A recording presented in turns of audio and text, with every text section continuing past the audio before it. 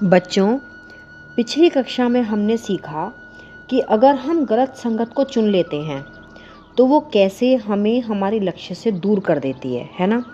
अब हम समझेंगे कि गलत संगत क्या होती है और कितने प्रकार की होती है। ठीक है? तो बच्चों, सबसे पहले हम एक ऐसी गलत संगत के बारे में बात करेंगे जो अगर हमारे अंदर आ गई तो वो बहुत सारी दूसरी गलत संगतों को अपने साथ ले आती है और ये सब गलत संगत मिलकर हमारे जीवन को नष्ट कर देते हैं। उस गलत संगत का नाम है अमर्यादित जीवन शैली का संग। मतलब मर्यादाओं को तोड़ना, मतलब अपने मन को आउट ऑफ कंट्रोल कर देना।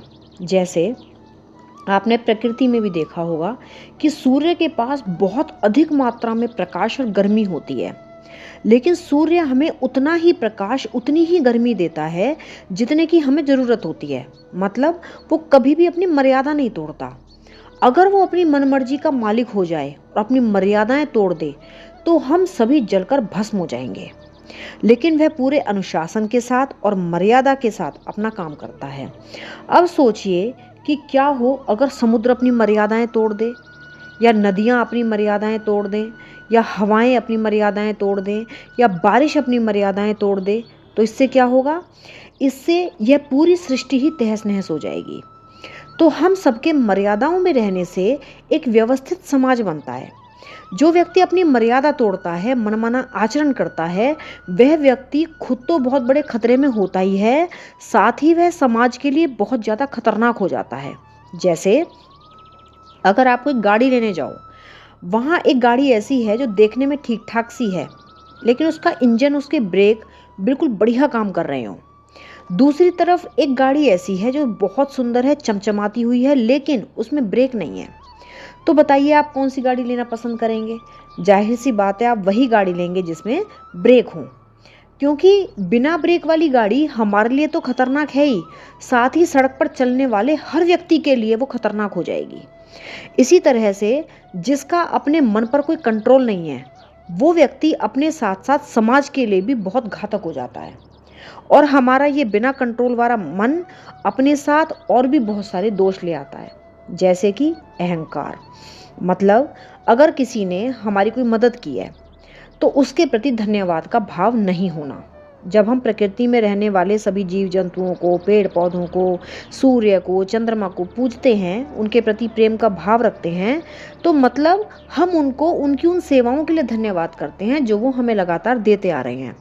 अगर हम ऐसा नहीं करते हैं और बदले में हम उनको नुकसान भी पहुंचाते हैं, तो मतलब हमारे मन में अहंकार का भाव आकर बैठ गया है।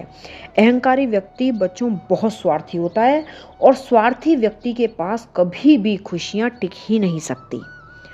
अब बिना कंट्रोल वाला मन जो दूसरा दोष लेकर आता है, वो है लोभ, या जिसे हम लालच भी कहते हैं। मतलब किसी भी चीज को आवश्यकता से अधिक लेने की कोशिश करना। तो बच्चों, ये पूरी प्रकृति गिव एंड टेक पर चलती है। मतलब हम प्रकृति को अपनी सेवाएं दे रहे हैं और प्रकृति से उसकी सेवाएं ले रहे हैं। तो हमें इस बात का भी ध्यान रखना है कि हमें प्रकृति से उतना ही लेना है जितने में हमारी ज़रूरतें पूरी हो सकें। ज़रूरत से ज़्यादा हमें प्रकृति से नहीं लेना चाहिए, और प्रकृति की भी उतनी ही सेवा करनी है जितनी उसको ज़रूरत है। आवश्यकता से अधिक सेवा देना और लेना दोनों ही घातक हो सकते हैं।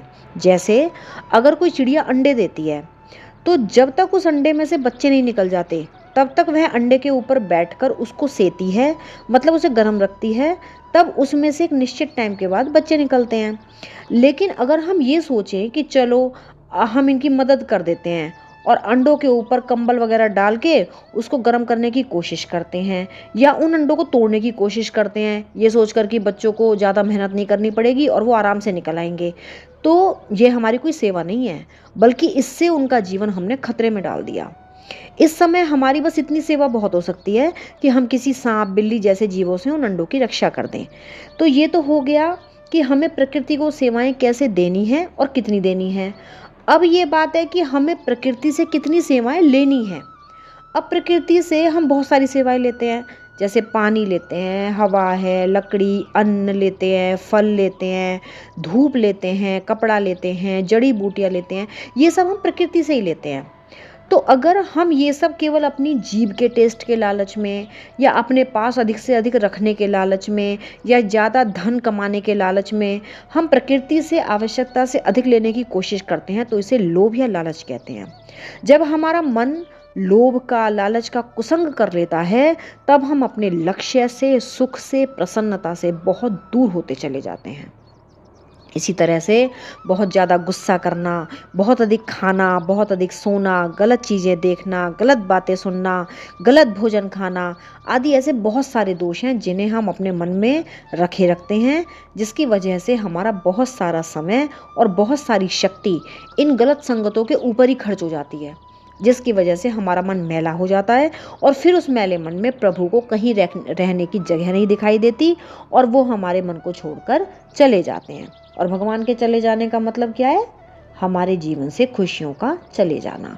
और ये सब कुसंग हमें हमारे लक्ष्य से हमें भटका देते हैं और हमारी आत्मा उस परमात्मा से मिलने वाले रास्ते से भटक जाती है और हम प्रभु से दूर और बहुत दूर होते चले जाते हैं। तो इन सब दोषों की जड़ है मन का कंट्रोल में नहीं रहना। तो जैसे गाड़ी ब्रेक से कंट्रोल में आती है, वैसे ही बच्चों हमारे जीवन में हमारे माता पिता, हमारे टीचर्स हमारे लिए ब्रेक की तरह होते हैं, जो हमारे मन को समय समय पर कंट्रोल करते रहते हैं, जिसकी वजह से हम समाज में रहने लायक हो पाते हैं। अब बच्चों, हमें एक ऐसे संग की भी आवश्यकता है जो हमें गलत संगत से तो बचाए ही, साथ ही हमें वो रास्ता भी बताए जो परमात्मा की ओर जाता है, जो हमें खुशियों की ओर लेकर जाता है, जो हमें शांति की ओर लेकर जाता है, जो हमें इस जन्म और मृत्यु के दुख से मुक्त करवाता है। तो इसके लिए हमें किसका संग करना होगा और वे हमें कहाँ मिलेंगे, ये समझेंगे हम अपनी अगली कक्षा में। तब तक जय हिंद, जय भारत।